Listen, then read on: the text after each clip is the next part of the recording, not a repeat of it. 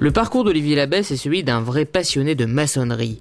Une discipline qui lui donne aujourd'hui la chance de se transformer en écrivain le temps d'un livre méthode sur une technique ancienne et écologique importée d'Irlande, la chaux naturelle hydraulique. Mais avant d'être un des seuls spécialistes en France de cette méthode, il a dû batailler pour imposer son choix professionnel et réaliser son projet de devenir maçon. Je suis né fils de maître ouvrier et j'ai toujours trouvé magique le fait de construire des maisons, de partir d'une feuille de papier sur laquelle était dessiné un plan pour arriver à une maison qui existe. Contre l'avis de ses parents, pourtant artisan du BTP, Olivier finit par imposer son orientation professionnelle. Son CAP de maçon coffreur en poche, il décide de voyager pour apprendre et profiter de l'expérience des anciens. Un premier passage de 2 ans dans le Limousin lui donne le goût des méthodes anciennes, une passion qui va le mener en Irlande. De fil en aiguille, je suis tombé sur un stage de formation de maçonnerie de pierre sèche, animé par monsieur Patrick McAfee, auteur d'un ouvrage intitulé Irish Stone Walls, qui est lui formateur en maçonnerie de pierre sèche. Donc il m'a formé pendant 1 an à utiliser la pierre sèche. Olivier se passionne alors pour la pierre sèche et les méthodes de maçonnerie anciennes. Quelques années plus tard, alors qu'il voulait aider son formateur irlandais sur un problème de mélange, il devient peu à peu spécialiste de la chaux. Et donc je me retrouve en 2002-2003 à former les entreprises en Irlande, à restaurer des cathédrales, des monuments historiques. Et donc de fil en aiguille, je reviens en France, de fil en aiguille, j'en arrive à plein de monde. Pour finalement entendre, si vous n'êtes pas content avec la méthode, vous avez qu'à écrire la vôtre. Et c'est ce que va faire Olivier. 2 ans d'écriture et la méthode, d'abord pensée pour les anglo-saxons, est publiée sur un site internet en français. On avait fabriqué un livre en format PDF un peu, de façon à retransmettre ce savoir aussi aux Français. Et au bout de 3000 téléchargements de mon livre, j'ai essayé de me renseigner si des maisons d'édition étaient intéressées et 3 jours après, je signais avec la maison Erol. C'est son goût pour la découverte, la recherche et son sens du travail qui ont fait d'Olivier un maçon écrivain.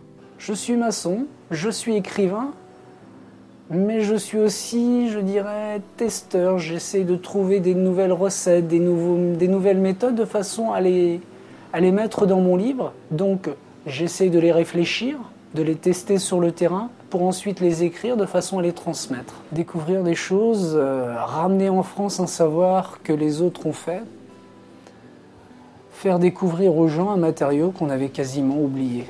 Être un peu une espèce de passerelle, un relais. Alors qu'il prépare un second livre et qu'il est un professionnel respecté et très demandé, il n'oublie pas les mots durs qu'il a dû entendre sur son métier et veut agir pour valoriser la maçonnerie. Je me souviens d'une réflexion qu'avait faite un de mes instituteurs en disant, voilà, être maçon, c'est pire qu'être balayeur. Je pense qu'à l'heure actuelle, on est en train de changer d'état d'esprit puisque les centres de formation pour apprentis du bâtiment sont tous pleins. C'est déjà une bonne chose. Maintenant, faut-il bien les former, transmettre. C'est une chose qui va venir aussi, je pense.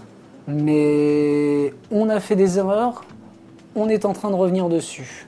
On peut devenir expert au tribunal, on peut créer son entreprise, on peut être artisan, gros entrepreneur, on peut travailler dans l'immobilier.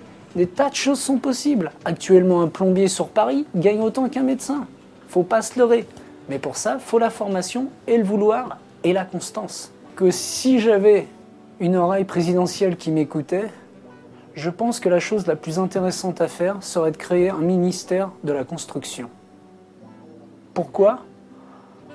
Parce que la construction dépend de la formation, de l'équipement, de la ville, de l'emploi.